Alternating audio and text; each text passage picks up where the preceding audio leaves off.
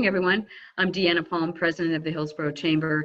Thank you for joining us for our Hillsboro Virtual Town Hall. We just finished with our virtual town hall all in Spanish, and it went really well. And I want to thank our guests, Mayor Steve Callaway and Robby Hammond, for joining us then and now. So just a few sort of rules of the road, if you will, as we move forward, talking about our program and process. Everyone should be in the mute mode, and we would ask that you maintain that throughout the time that our guests are speaking. We will have time for question and answer, and we will navigate that and talk about that when we open up for question and answer. But at this point in time, I would like to turn the virtual stage over to Steve and Robby. Welcome. Thank you. All right. Well, thank you.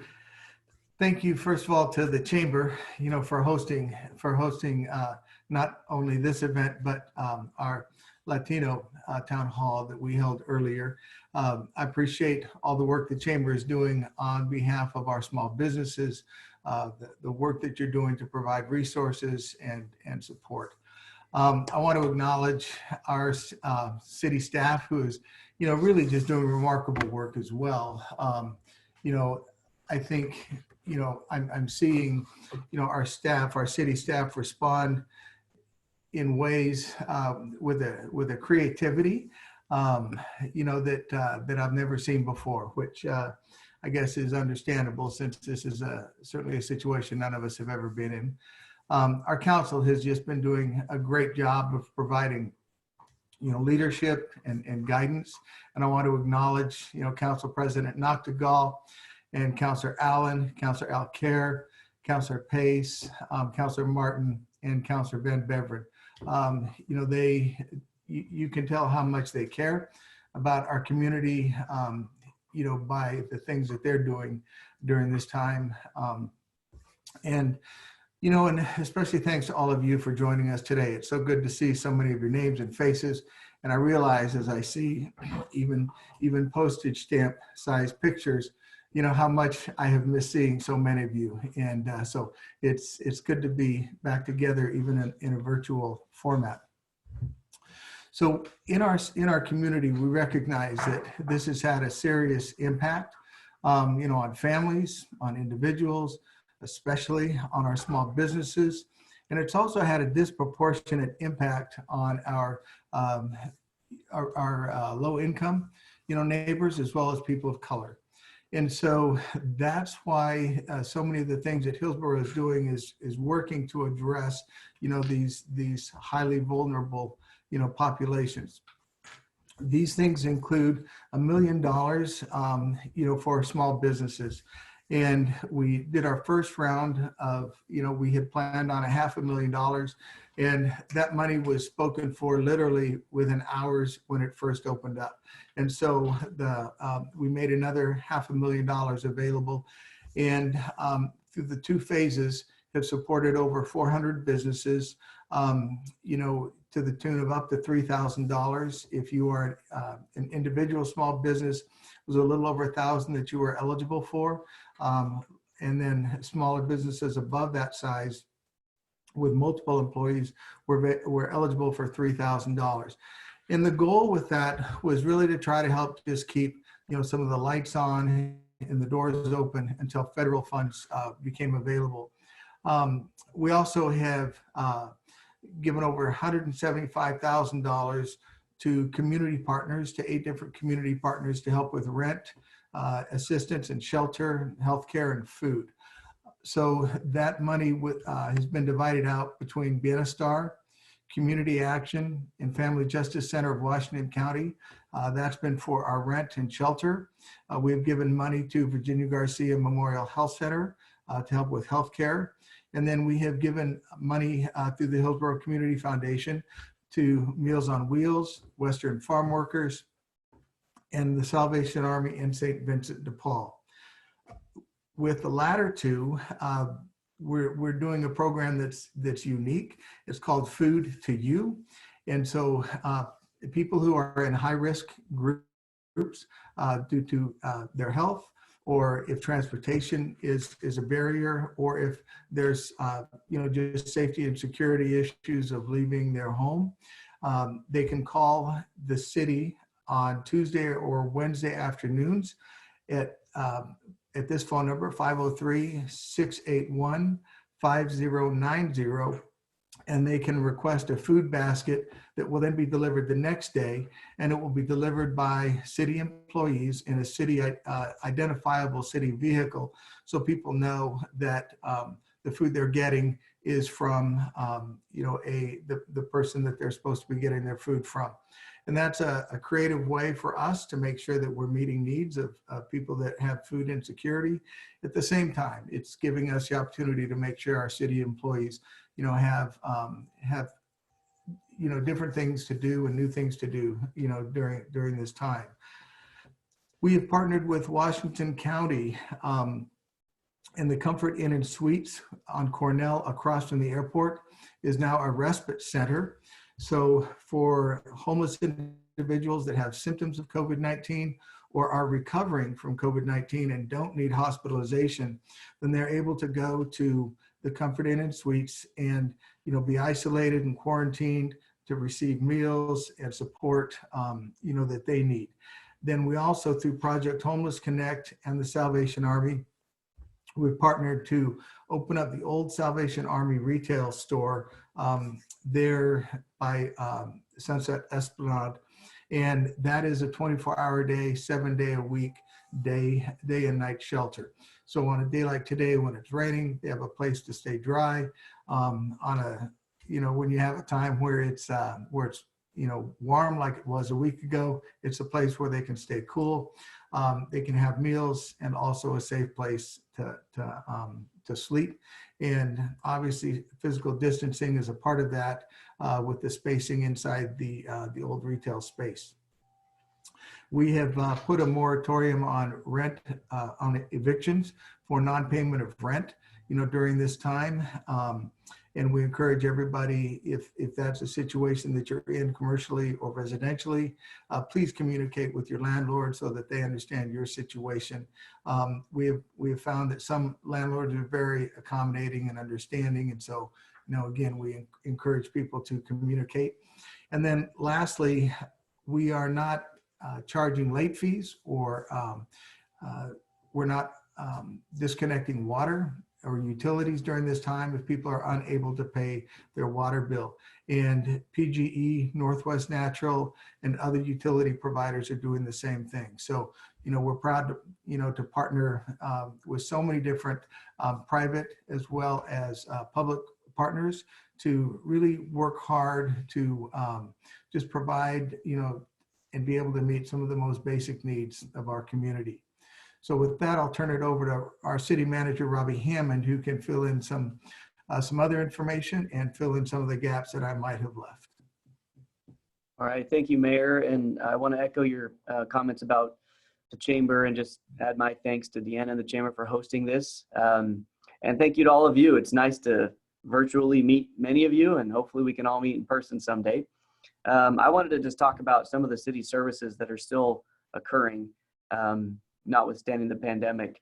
As most of you probably know, the city facilities are currently closed. And we just this past week released a statement that we will continue those closures into May. And we are committed to providing an update to the public no later than Monday, May 18th. And we hope that by then we'll have a little better sense of when we'll be able to start reopening. And we'll continue to seek guidance from the state and Governor Brown on that. So some of the essential services that have continued, obviously, our public safety. Our police officers and our firefighters are doing an amazing job right now, keeping our community safe. Our firefighters have had to change the way that they do business, and many of you have seen that they are currently going through a lot of PPE or personal protective equipment. And sorry, my lights keep going off in my office. Apparently, it's not used to me being in here more than a half hour on Saturday. So every 30 minutes it turns off. So when they treat patients right now, they're having to wear a lot of that PPE. And that's why you're hearing so much is between our medical and our hospital workers. It's also our first responders that have to use that equipment to stay safe as well. We have seen actually a lower call volume than we normally are with our firefighters, which is interesting. And a lot of that has to do with the fact that people are staying home. There's less traffic accidents, and that's a good thing. That's helping them to be able to focus on some of those residents that need the help, especially due to the pandemic. For our police officers, they continue to do business as well. We've worked around our scheduling. We have had some members of our police department that did test positive due to some exposure, and they are on the mend, fortunately. We were able to test up to 30 other police department employees to make sure that they were not affected, and we appreciated working with OHSU to be able to get that done very quickly.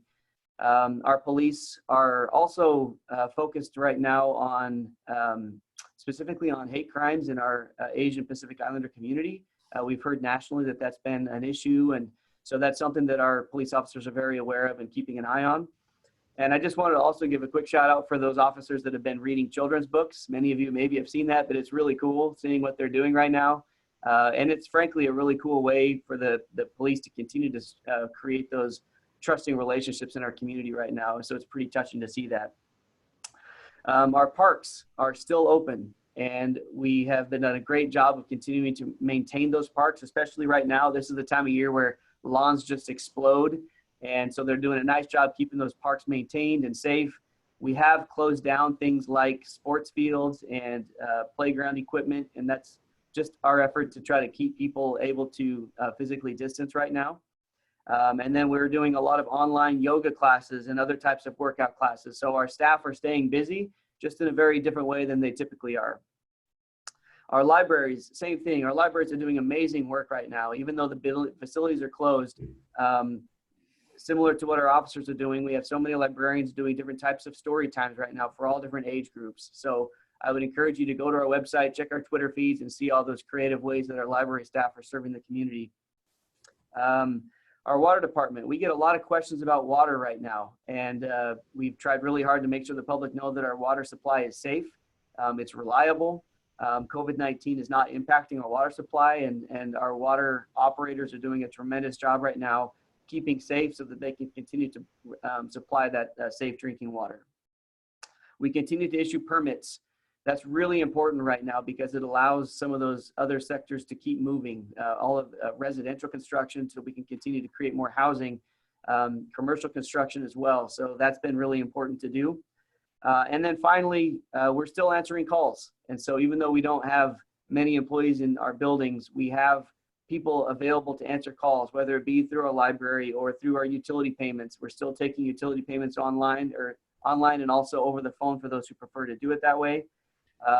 We're still taking business license applications. Believe it or not, you know, because of the grant application process, we saw over 100 new business license applications, and that was a lot of work on our staff, and they did a great job kind of coordinating that. So I'm really grateful for the employees that I get to work with. They're doing a tremendous job right now serving the community when the community needs us the most. And I'm happy to turn it back over to Deanna so we can answer any questions.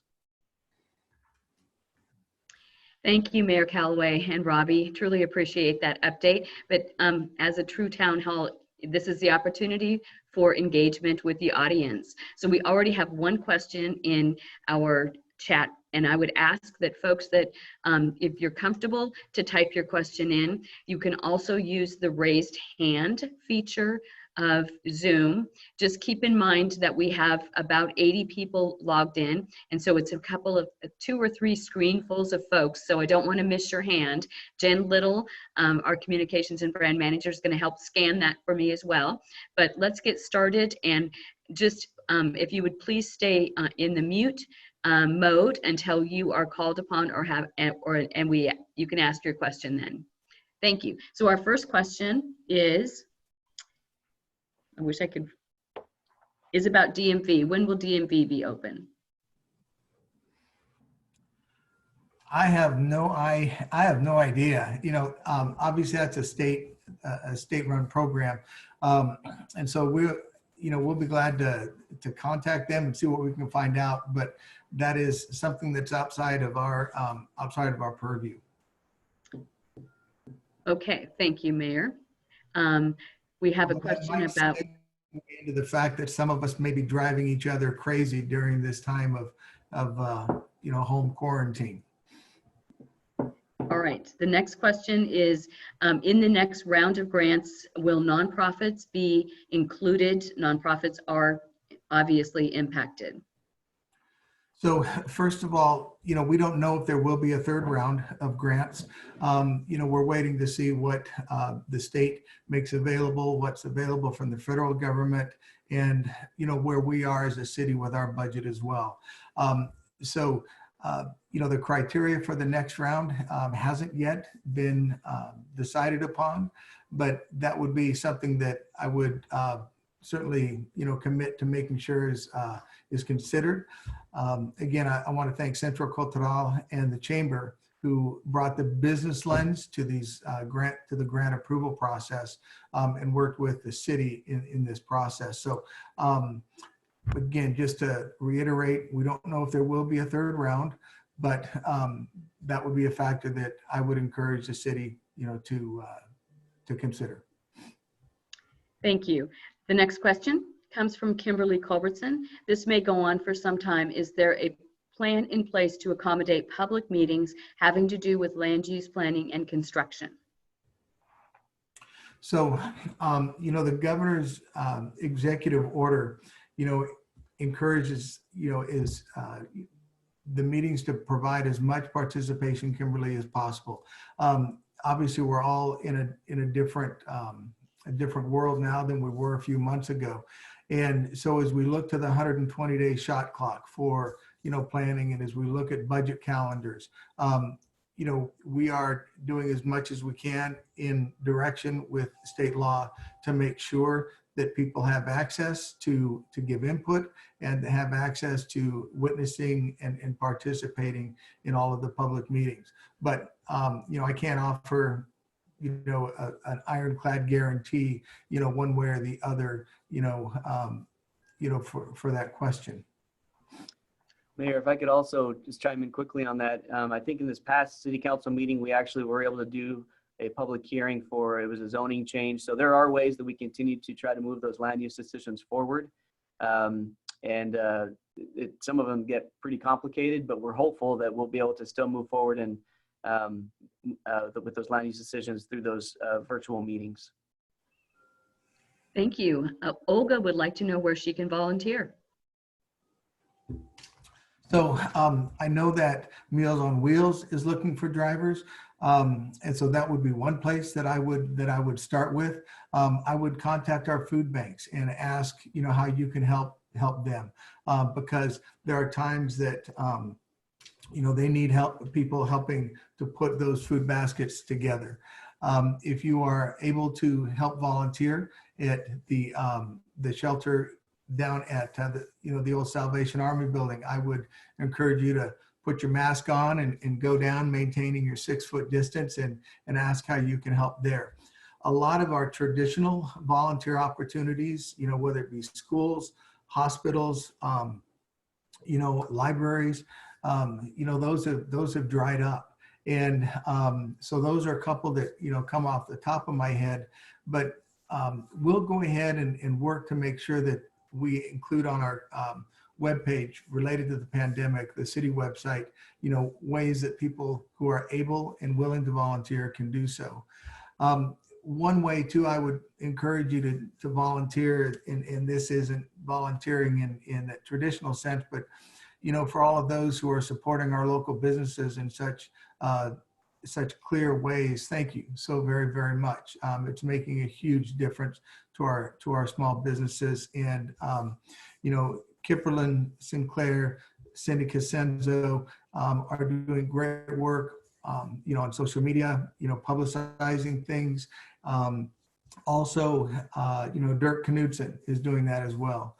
I might even throw it out to Representative Solomon, who I know is on this town hall. If she has some additional resources for, volunteering, I'd ask her to jump in and share those as well.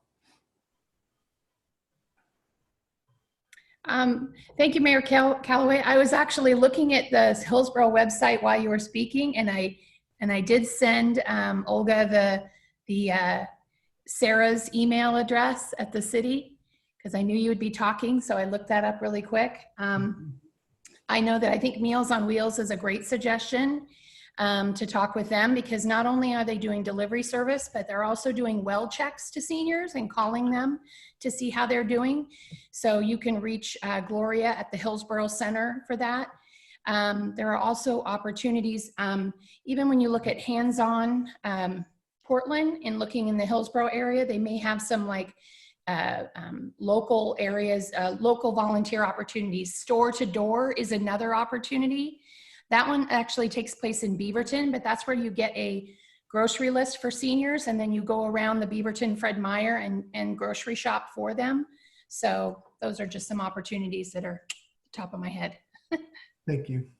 Thank you, Representative Solomon. Thank you for joining us. All right, our next question comes from Apollo. I am a restaurant manager from The Rock. Do we have some plan to slowly open with limited seating? And if you are a restaurant, will you be restricted from serving alcohol? So that issue is one that is going to be directed more by the governor and her plan, which is a three-phase plan. One is, looking at the public health factors, and then how making sure that communities are prepared for outbreaks, and then the gradual lifting of restrictions. And restaurants are one of those things that were under discussion, with the governor's economic task force and her staff during this last week, according to her opening up plan. And so, we will, frankly, Apollo, just be waiting and watching for guidance from the governor on that. I'm sure that, when restaurants are allowed to open, there will be new guidelines in place that are reflective of, what is our current reality of needing to maintain physical space. Now, whether or not alcohol sales will be a part of that, I don't know. We'll just have to wait and see, what the governor says as she rolls out her plan. Thank you, Mayor. So our next question is probably a question we all have as loyal Hops fans. Is there any chance for a Hops season this summer? I hope so. I really want to go to a game, and I will also give a plug, for being a host family. If we're able to have, baseball this season, it's a great experience to welcome these young men into our homes, and in some cases, their wives or fiancés as well. So it's a great experience. We aren't the ones who will be making that decision. That will be one that Major League Baseball will be making in, consideration and coordination with Minor League Baseball. I know that they are anxious to, to start a season, but, obviously everybody's. You're kind of breaking up on us, Mayor. Or the Major League Draft is going to be different this year than it's been in the past, and so that's part of how our baseball team here in Hillsboro is fielded is according to the players that are selected in the draft. So we'll just kind of wait and see, and as soon as we know anything, you can bet that social media will explode with good news. Thank you. I would encourage those folks that have asked questions that there are also some resources going on, being put and contributed on our chat regarding DMV and promoting, different activities. So a question from Cindy, I believe: when small local businesses are able to reopen, will there be support to help them pay the back rent that is accumulating right now? Well, if the question is support from the city, that would be yet to be determined. But I would say, support from the community, absolutely. I know many of us are buying, gift cards just trying to help make sure that there's cash, liquid assets that, small businesses are able to use now to pay, for ongoing expenses. But I think there'll be a lot of us that are, ready to get out and support our small businesses in every way that we can. And, our small businesses have always been there for our community, whether it's, providing, donations for raffles and fundraisers and auctions and things like that. And we owe them that loyalty in return and that support, because it's absolutely a two-way street. And, some of our businesses that have been around for over 100 years, we need to make sure that we give them every opportunity to be around for at least another 100. Deanna, could I hop in on that too? Absolutely. So as the mayor mentioned, there currently is no plan for a third round of grants. And that's mainly because we have to wait and see what other options are coming available. We found out this last week that the state has made an additional $10 million available. And a lot of that will be able to be used for, from our understanding, for small business assistance. We also know that there's been new CDBG or community development block grant funding made available, that could potentially be used for emergency rental assistance. So we're keeping an eye on the federal government, on the state government. We're working with our county to see what other funds are available. And as soon as if we're able to identify funds that may be able to help residents and small business alike. Thank you, Robby. So the next question, and just so you know, we have 12 more behind this one, and we're just approaching 30 minutes out. Micro businesses, this comes from Shushmita Potter. Micro businesses are self-employed individuals, are suffering every single day. They have been without an income 4 to 6 weeks. Not only that, but those who own businesses are incurring debt through no fault of their own. Could we please create a more business, I'm trying to read this. Can we please create a micro business lending program to assist? So, and Sushmita, and I'm sorry for your circumstances. I know I've been following on Facebook, what's happening, and I'm so sorry for the challenges that you and so many other, small business owners are facing. And I will, I hear your request, and I'm glad to take that forward, and see if that's something that we would possibly be able to do. I know that the county, is receiving over $100 million through the CARES Act. And I know that the state is making some money available for small business loans as well. At least that's how I remember it. So hopefully some of those resources will be able to provide some relief as well. Thank you, Mayor Callaway. This is Sushmita. The question actually was that could we please create a micro business support team that represents the micro businesses and self-employed? Because unfortunately, what we are seeing is that none of the government officials or the community even understands what micro business needs are.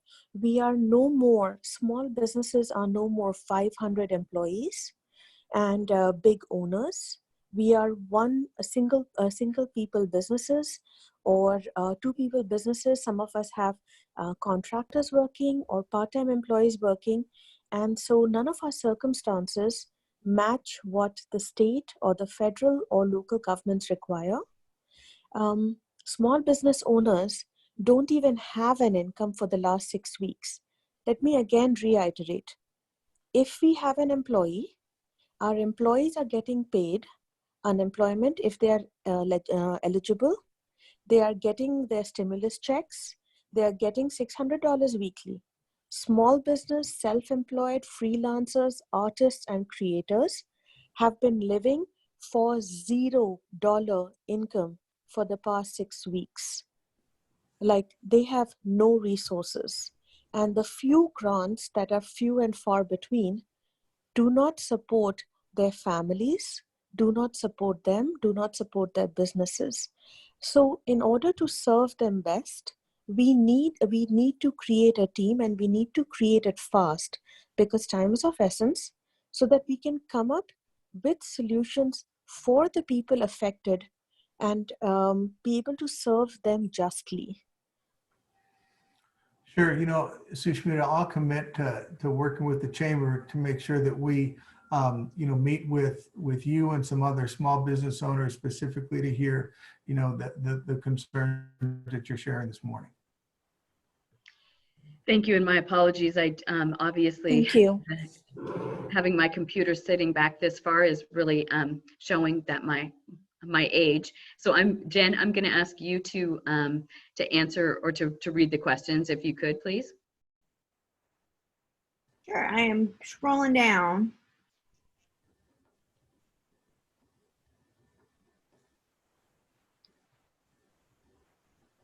Druida Fields asks, are there any plans in place for schools to start in the fall? So just to be very clear, you know, schools are a separate entity from our city. You know, and no decision has been made, you know, at this point, you know, for when schools are opening. I guarantee you the hope and the desire is that schools would be open in September to welcome students, you know, but all we know at this point is that schools, you know, have, you know, will not be meeting at their physical school locations, but rather online, you know, through the remainder of this school year. So we will wait again to hear some direction from the governor, and we'll look to the school board and our superintendent, you know, for that decision, which I'm sure will be coming in the months ahead. Thank Could I you. add on that too? On behalf of parents of small children everywhere, we really hope so. And you know what? And I do want to acknowledge, you know, our school district in the remarkable ways that they are supporting not just students in their education, but also student families, you know, with resources, you know, driving the school buses around to make sure that meals are being delivered, and just providing resources in ways and kinds of resources that have never been necessary before. So a shout out to our school board and to our remarkable, wonderful school district teachers, administrators, superintendent. Kipperlyn Sinclair asks, can we please share the 211 and how it serves our community? I'm sorry, could you repeat that, Jen? Can we please share the 211 information and how it serves our community? Yes, and I think I probably am going to need some more details on that. I think I can assume, but I think I'd like some more clarity on exactly, Kipperlyn, what all you're looking for with that. Kipperlyn, can you unmute? But I believe the 211 is the number that you can contact if you need resources in our community. Kipperlyn, did I get that right? Yep, so 211 to find community resources. I'm not sure if it's childcare as well. I could speak to it. Yes, please do. So 211 is a great resource that has employed navigators to help within the system to, in fact, I just talked to somebody yesterday who reached out who needed some assistance, and they can help with housing. They can help get you find where your food resources are in your area. It is an absolutely amazing resource. Folks that are experiencing mental health crisis, if they call in there and they need more assistance, they can be referred. It's a wonderful resource, and it can be reached by website 211, I think .org. It can be reached by just calling 211, and yeah. Thank you. And also, I believe there's an app, you know, which you can download as well. And so thank you, Kipperlyn, for that. And thank you, you know, Representative Solomon, for getting me back, you know, into that area. Molly Frazier wants to know, where do we get Hillsboro Strong banners? So there is, let's see, hillsborostrong.com .com, I think, is the website. It's either .com or .org. It is a relatively new website that was put up by Dirk Knudsen. And so I think the signs are, I think they're $10, maybe $20. And then that money also goes and helps our small businesses. So thank you to Dirk for doing that. And hillsborostrong.org or hillsborostrong.com. I'm sure somebody is already checking it out right now, and we'll be able to put into the chat box if it's .org or .com. And it looks like Elizabeth put in the chat that you can get the hats at Bennett's in LaHave. Very good. Thank you.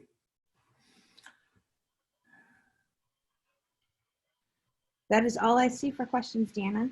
I just want to chime in. I think Representative Salmon, you contributed that the Department of Employment is working on unemployment insurance for self-employed. This is a new system and is taking a little longer time. It should be available to people within 3 weeks. The good news is, it will be retroactive? Oh my goodness. So with your indulgence, Mayor and Robby, could I ask Representative Salmon just to provide an update on that? I know we've heard that concern from a lot of folks, and if you've got an update that you wouldn't mind sharing with our folks, that would be great. Frankly, the update really is what it is. It is the #1 priority for the Department of Employment right now. They are also making sure they're hiring an amazing amount of staff. Like within a 5-week period, 300,000 people applied for unemployment insurance. So they've had to bring in a lot of people to help support the needs. But they have heard from people in the gig economy and self-employed that are not being represented in that unemployment bucket.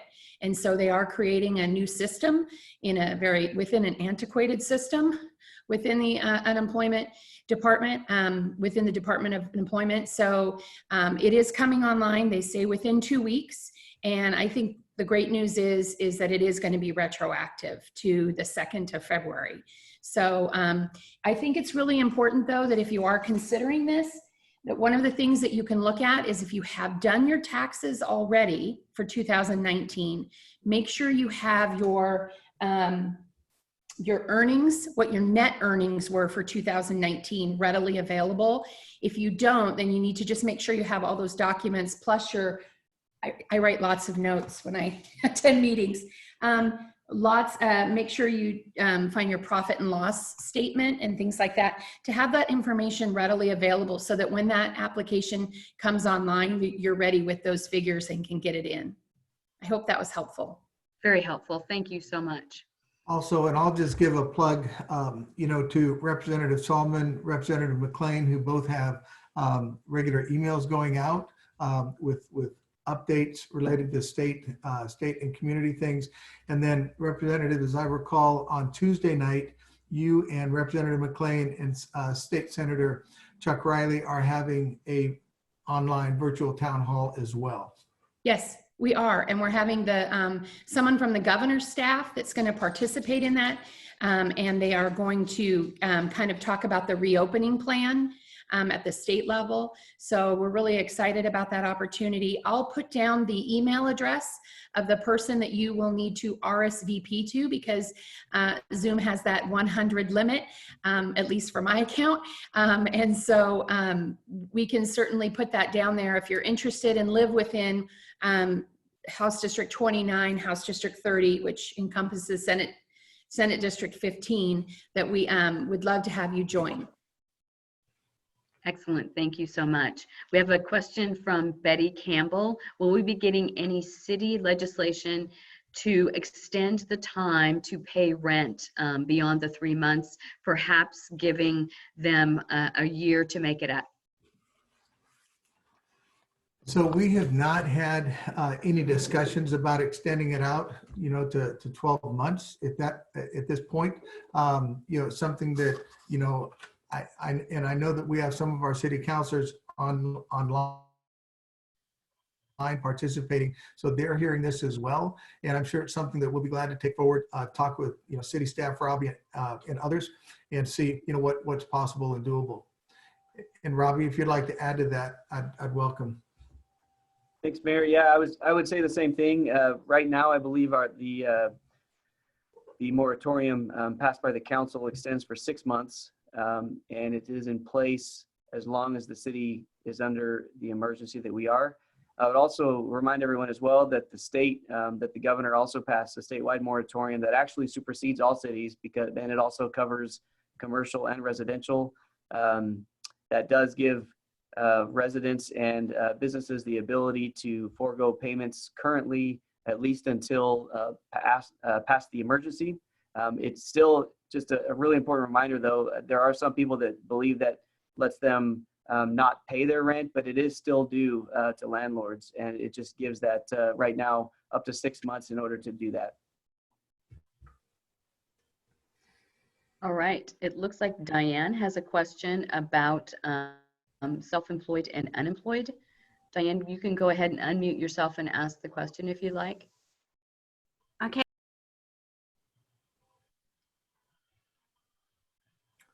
Sorry. Oh. Sorry. Okay. Can you unmute yourself? I can't do it from my side. Press Alt-A to unmute your microphone. We got you now. Oh, you've got me? We got you. Yay. Okay, so my question is this. I have not had to completely close, but my business is down like 75%. Actually, I have two businesses, a yoga studio and a chiropractic clinic with no employees. And so I don't really qualify for things like payroll protection. And I'm looking at this unemployment. Do you guys, any of you know, are you able to apply for self-employed unemployment if you're still working a little, but your business is way down?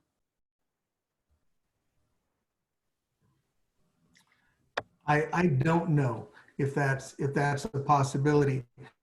Deanna, I don't know if you know through, with your business hat, if that's something that's possible or not. What I have experienced is that there's a weekly maximum. And so if you're working enough and you exceed that weekly maximum, then you won't receive benefits for it just has a top end that and once you hit that, then you're not eligible for unemployment insurance. Okay, a weekly maximum that you can gross or something like that.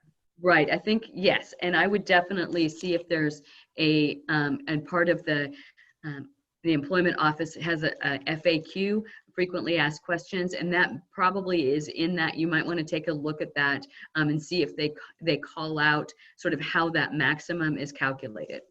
And the second question is whether it's if it's better to wait until that part of the system is up and running to file, because I've heard from some people to just file and get declined and then wait and file again, or is it better to just wait and file when it's ready? Does anybody know about that?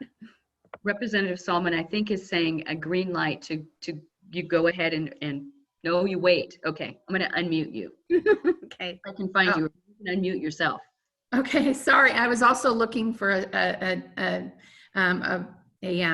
reference for you to put in the box too, but they do recommend that you wait until the system is ready, Okay. up and running, and to also make sure that you have that documentation that I had mentioned ready. Also, to look into the Workshare program. If you yourself get a paycheck from your business, okay. All right, so I'm a independent contractor, self-employed. Okay. Yeah. Okay. And Workshare, I think, is you have to have a minimum of 3 people participating. 3 Okay. employees participating. I have no employees. Right. Jen, can you see the chat to see if we have additional questions? My screen changed and I can't see it anymore.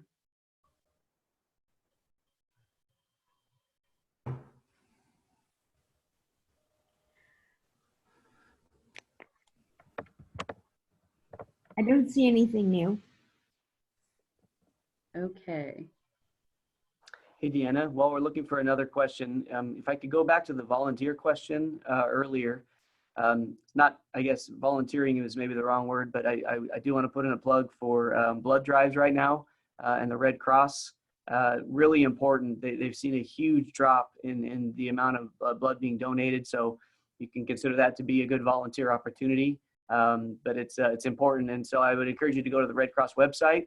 They do a good job of keeping it updated to where the current blood drives are. They're taking a lot of steps to make sure those blood drives are safe to be able to go to. And that's another great opportunity for our community to step up right now as well. I do see that Sushmita added another comment. Could we also set up a community task force that truly represents the entirety of Hillsboro, not just certain areas, along with folks of all economic levels? We need to address the issue of equity in community and feedback representing the diversity of Hillsboro. I think I got that one right this time. But thank you for that comment. Thank you. Also, if I could, Aron Carleson, the Executive Director of the Hillsboro Schools Foundation, is a part of our meeting this morning. And through the Schools Foundation, there's important and creative ways that we're able to support the school district. And if I could just kind of ask her to give a plug and to share how we can go about doing that.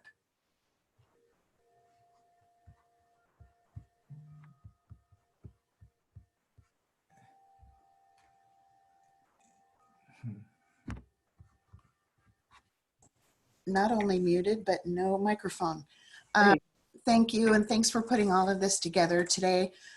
Yes, HSF Online is the website, and the school district asked us to put up a portal for folks that can give, and the money is going into tiers, and at the moment, we're working on restocking the food pantries that are not getting filled by the Oregon Food Bank. So schools like at McKinney, they're running out of the food that they have at their pickup times within the first 30 minutes. And the need is continuing to grow as people are 1 month more away from paychecks. And so that is one of the biggest needs that we're seeing. We're also working on making sure that students still, not all kids still have internet. And we've run out of the hotspots that were available. And so we're working with Comcast to do it's $10 a month, and that's something that we're fundraising for as well. And over 250 families will have that. We're still hearing stories of classrooms that have 27, 28 kids, and only 3 are showing up for school in those classes. So that's a really high level of importance for us as well. So thank you. Thank you. Also a reminder that in the midst of all of this, there's a regular rhythm of elections, that takes place, and we have our May elections coming up, and there are 2 critically important countywide measures. The first is related to public safety, and the second is related to our libraries. So Hillsboro's library system is a part of the Washington County Cooperative Library System, and so the 5-year renewal of that levy is on the ballot in May. And so I think we've probably gotten our voters pamphlets in the mail, but please make sure that you are prepared to vote. And if you want to know how you should vote, just contact me and I will be glad to let you know how you should vote on those two issues as well. Cindy Cosenzo, has some great things that are taking place to support our schools as well as small businesses. And if she's still on the line, I'd love to have her jump in and share some of the things that she has going on. One of them, had to do with, buying, bags of supplies and activities online through Piccolo Mundo on downtown, and then those are being delivered. One set went out to students at Eastwood Elementary School. I think Minter Bridge might have been the other one, but Cindy, if you're on, I'd love to have you share with us how we can support those efforts.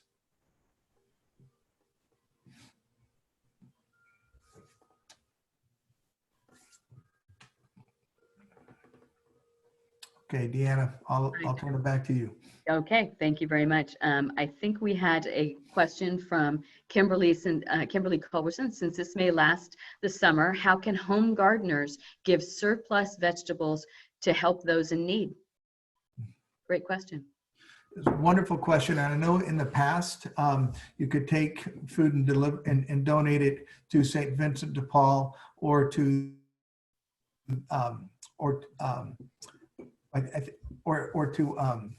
I guess that was the main place that I remember being delivered to. But No, I'm on. Okay. Hopefully you can't see me because my hair is very long. Oh, okay. So this is Cindy about ways to help. Some of the things that she's doing, and then we'll get back to the produce being donated to food banks after Cindy's done. Sorry about that. I had cut myself off, so I apologize if I've interrupted another thing. So what I heard you asking is about these projects. So the projects are the ideas that the community is asked if they will buy something from a local business, but they won't get that object. That object will go to someone else in the community. So the first thing we did was a Tuality thing where you could buy a happy bag from Gifts A Go-Go in Tannisbourne, and that went to Tuality workers who were being recognized in their Spreading the Good program. That was fabulous. We delivered 37 bags, so I'm so grateful to the community for stepping up. And then we did the buy a surprise activity bag from Piccolo Mundo Toys in downtown, and that would go to Eastwood Elementary, which is a Title I school, for the kids who may not have access to activity kits. And I had a partnership with the Eastwood Elementary principal, and she said, oh, I'd love to do that. So we did that, and then that got picked up by the press, and then we're about to deliver 40 bags to Newbury, and I believe we're going to be able to, our new goal, since the press has helped get the word out, so much for the power of local journalism, I tell you, we're hoping to be able to get, our new goal is to see if we could get 40 bags to each of the Title I schools. So that's the new thing. And of course, Piccolo Mundi, it's good for her business. The other thing is Elizabeth Higgins is a local artist. She's created these beautiful cards, and if you buy a pack of 4 of her cards that she's made up specially for the Shine project that we did, these cards, you get the cards, you write your cards, and the cards will be available to critical care and ER staff at Tuality at the end of their shifts. So there's about 5 of those types of things, and there's more coming because I've got 2 more launching this week. But the idea is you buy something from a local business, and it's all small amounts, 10, 15, 20 bucks, so that more people can participate. And then that helps the small business, but you're basically supporting the community with it. And I have to, of course, say the thing we're doing right now with Sushmita and Amrapli Boutique is if you want to buy a scarf from her, these beautiful scarves, and the Meals on Wheels, we're going to donate them to Meals on Wheels volunteers here in Hillsboro as a recognition for them being on the front line. So those are some of the things, and thanks for asking me to explain them. Thank you. And so fresh produce, take that to St. Vincent de Paul. I know over the past few summers they have collected, produce, and that's given folks who are, needing food, fresh produce that normally they're unable to buy. If, depending on what happens with our farmers market, that's another place that, fresh produce is able to collect. But again, St. Vincent de Paul is the one place that I know of that will accept fresh produce. Thank you for that. And I think that keep watching your chat. Folks are putting in some resources and websites there for you. I think Representative Solomon added the employment office and a website link to that. I guess I would just want to mention the Hillsboro Community Foundation and the work that is been doing in the community. I think we started a program called the Hillsboro Community Relief Fund March 18th. We've to date raised about $230,000. I'm very excited about that, and just keep watching. We've got other exciting news. We've been able to deploy some really important resources to Vienna Star, Community Action Organization, St. Vincent de Paul, and quite a lengthy list of nonprofits. And if you're interested in participating, certainly any amount will assist us in moving those dollars out into the community where they're needed most. And thank you for that. Thank you for that reminder. And I see Janelle is on. And so thank you for joining us this morning. And Deanna, do you want to put into chat, or maybe Janelle, if you could put into the chat also the address for the Hillsboro Community Fund? Thank you. We would love to do that. Where can we find info on purchases that Cindy presented? Cindy, do you have all that information in some sort of a website or a link you can add to our chat? No. Okay, but I bet you if you can, are you okay with folks emailing you? Yeah. Okay, so if you're interested, send an email to Cindy. She'll send information back to you how you can participate. And that's in the chat box already. Okay, perfect. Thank you. Thank you for keeping track of me. All right. I don't see any other comments. If I've missed something, feel free to unmute yourself. We have about 5 minutes left. We start on time and end on time. So at 11:30, we're going to end. So any final questions, feel free to put it in the chat or go ahead and unmute yourself and introduce yourself and ask your question.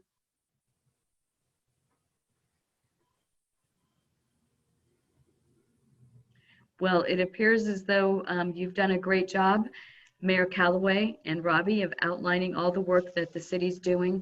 Thank you for that. Thank you all for participating today. Do we have a contingency plan if there is a second wave? You know, I would say our contingency plan is to be, rapid responders in the same way that we were with the first wave. Some of this is, it's a bit unpredictable, and so trying to anticipate and be prepared, is part of what our strategy is right now. And I would point out the fact that we have been able to commit $1.5 million, to our community, really is because of, the strong fiscal stewardship that we have seen in our city, for years and years and years, going back many, many councils and many, many mayors. And so, I'm grateful just to all of our elected leaders that have put us in a position where we can be responsive in this manner. And I also recognize that, as a city, we're not getting everything perfect. But we're trying to be, as quick as we can to help as many people as we can in as many ways as we can. But are, reevaluating what we've done in order to make sure that, every time that we, do it again or do it more, that we also are able to do it better. Excellent. Thank you for that. We did have a question about when the next town hall is going to be held. So, Mayor? I'm free at about 12:30. I clearly, we will do another one. This has been such a good success, both the one with our, with our Latino friends and neighbors, as well as this one. And so I would imagine within the next couple of weeks, and I'll look to the chamber, to do that. And again, I would want to make sure that we're able to have some of our other, leaders on board, because you've added so much to what Robby and I were able to bring to the table in terms of information, knowledge, and resources. And, so again, I'll plug Representative Solomon's town hall on Tuesday evening, and make sure you're one of the first hundreds. Otherwise, she won't be able to get on. But I would love to do this again. And thank you all for joining us. Excellent. This meeting has been recorded. We will put it up in our YouTube, and we will also share it with the City of Hillsboro. So anyone that maybe jumped on late or didn't have an opportunity to participate can certainly go back and take a listen, if you will. Just a final reminder about the tip jar we have on the Hillsboro Chamber website. If you have an opportunity, and if you have, your favorite salon stylist or barber or bartender, you know, and they're listed in the tip jar, go give them a tip. And it's probably been a while. I know I'm going on my second month for my hairstylist that I haven't seen them. And so, you know, a little tip here and there would be really helpful. Again, thank you all for participating. And I know you all thank our, you know, frontline healthcare workers, first responders that are doing such great work to keep us all safe and healthy. Thank you again, and truly appreciate Mayor Callaway and Robby for participating and your great leadership that you've shown throughout this entire very, very difficult situation. Thank you. Thanks, everybody. Thank you all. Have a good day. Take care.